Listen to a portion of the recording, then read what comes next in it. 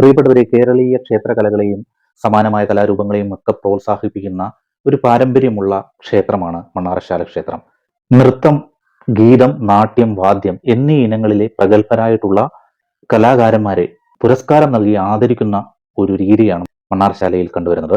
2012 മുതൽ ഇത്തരത്തിൽ കലാകാരന്മാർക്ക് പുരസ്കാരം സമ്മാനിക്കുന്നുണ്ട്.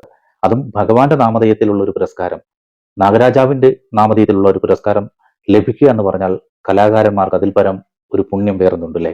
ഈ വർഷത്തെ ശ്രീ നാഗരാജ പുരസ്കാരങ്ങൾ മണ്ണാർശാല ക്ഷേത്രം ഭാരവാഹികൾ പ്രഖ്യാപിച്ചു. 11ാമത് മണ്ണാർശാല ശ്രീ നാഗരാജ പുരസ്കാരത്തിന് അർഹരായിട്ടുള്ളവർ നാട്യ ഇനത്തിൽ ശ്രീ കലാനിലയം രാഘവൻ, കഥകളി രംഗത്ത് മുതിർന്ന നടനാണ്. സംസ്ഥാന സർക്കാരിന്റെ കഥകളി പുരസ്കാരം, കലാമണ്ഡലം പുരസ്കാരം തുടങ്ങിയ അംഗീകാരങ്ങൾ ലഭിച്ചിട്ടുള്ള വ്യക്തിത്വമാണ് ഇദ്ദേഹം. അതുപോലെ നൃത്ത ഇനത്തിൽ കലാമണ്ഡലം ചന്ദ്രിക മേനോൻ, മോഹിനിയാട്ട കലാകാരിയാണ്. കേരള സർക്കാരിന്റെ നൃത്തനാട്യ പുരസ്കാരം, കേരള സംഗീത നാടക അക്കാദമി പുരസ്കാരം, കലാമണ്ഡലം പുരസ്കാരം എന്നിങ്ങനെ പുരസ്കാരങ്ങൾ നേടിയിട്ടുള്ള ഒരു വ്യക്തിത്വമാണ്. അതുപോലെ ഗീതം ഇനത്തിൽ ശ്രീ വി സുബ്രഹ്മണ്യം, അദ്ദേഹം ലോക പ്രശസ്ത വയലിനിസ്റ്റാണ്.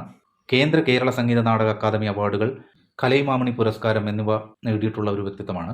അതുപോലെ വാദ്യ ഇനത്തിൽ ശ്രീ കുറൂർ വാസുദേവൻ നമ്പൂതിരി, അദ്ദേഹം കഥകളി രംഗത്തെ പ്രസിദ്ധനായ ചെണ്ടകലാകാരനാണ്. കേരള സംഗീത നാടക അക്കാദമി അവാർഡുകൾ, സംസ്ഥാന സർക്കാരിന്റെ കഥകളി പുരസ്കാരം, കേരള കലാമണ്ഡലം പുരസ്കാരം എന്നിങ്ങനെ നിരവധി അംഗീകാരങ്ങൾ നേടിയിട്ടുള്ള ഒരു വ്യക്തിത്വമാണ്. ഈ 4 പേർക്കാണ് 11ാമത് മണ്ണാറശാല ശ്രീ നാഗരാജ പുരസ്കാരം. 50,000 രൂപയും പ്രശസ്തി പത്രവും അടങ്ങുന്ന പുരസ്കാരം വരുന്ന തുലാമാസത്തെ ആയില്യ മഹോത്സവത്തിന് മുന്നോടിയായിട്ടുള്ള, അല്ലെങ്കിൽ ആയില്യ മഹോത്സവത്തിന് തുടക്കം കുറിക്കുന്ന പുണർതം നാളിൽ നവംബർ 10-നാണ് അന്ന് നടക്കുന്ന ചടങ്ങിൽ ഈ പുരസ്കാരങ്ങൾ കലാകാരന്മാർക്ക് സമ്മാനിക്കും.